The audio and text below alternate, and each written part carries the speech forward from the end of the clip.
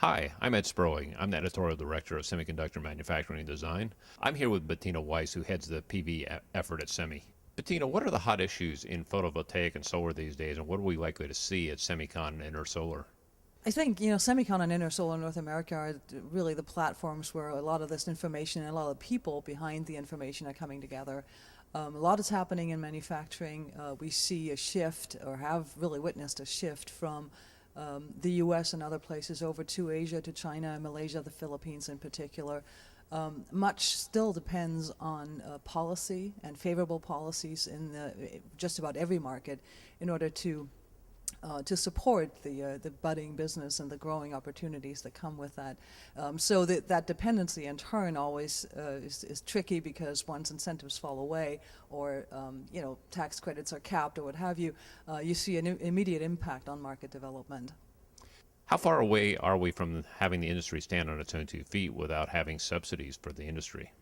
It's hard to tell, and I get analyses and assessments really ranging from just a few years in certain markets really hitting grid parity, others saying in some we're already there. California, I think, is close. But it depends on how you slice the data and how you interpret the data. But I think if things continue and if favorable policy scenarios continue to be in place, they will be sufficient to really kickstart a sustainable development of both manufacturing as well as solar energy deployment just about everywhere. We see, I think, a pretty good growth ratio for the US in the next several years through 2015. So it remains to be seen how this will play out when you look at Washington and what's happening there, and in the Senate and the House in support of renewable energy and solar initiatives. When I look out at the computer chip industry, the manufacturing industry has done phenomenal things in terms of reducing the price of what it costs to power a PC. Are we starting to see the same kinds of advances in solar?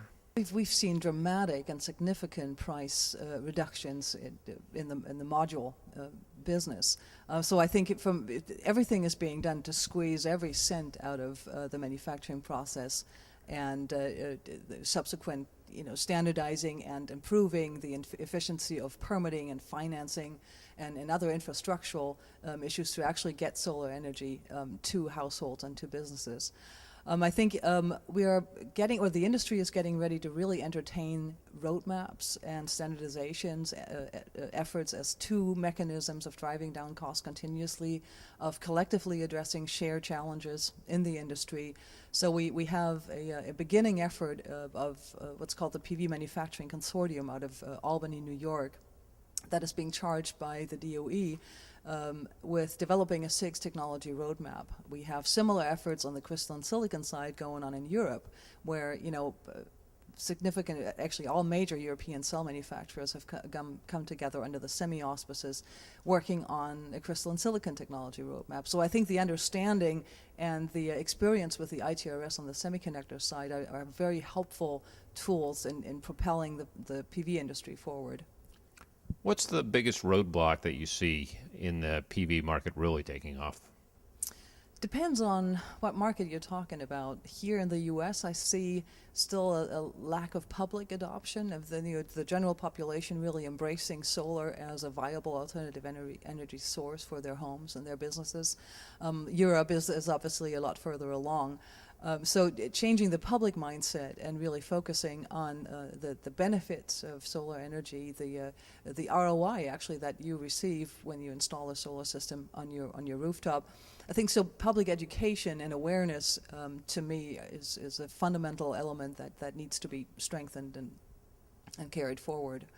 But in China you have completely different challenges. In India you have huge infrastructural challenges going on when it comes to implementing the national roadmap they have set out to accomplish 20 gigawatts by 2022.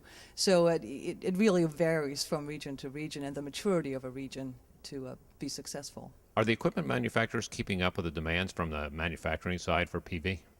From what I can see, absolutely. A lot of the major semiconductor equipment manufacturers have long since branched out into solar with, adapting their tool sets and equipment to solar. And they are engaged with their customers, with the cell makers in particular, when it comes to cutting-edge technology innovation, really squeezing efficiency getting as much efficiency into the cell as possible, and optimizing the manufacturing process as part of that effort. So there's a lot going on in partnership between equipment suppliers and cell makers. Bettina Weiss, thank you very much for your time. Thank you.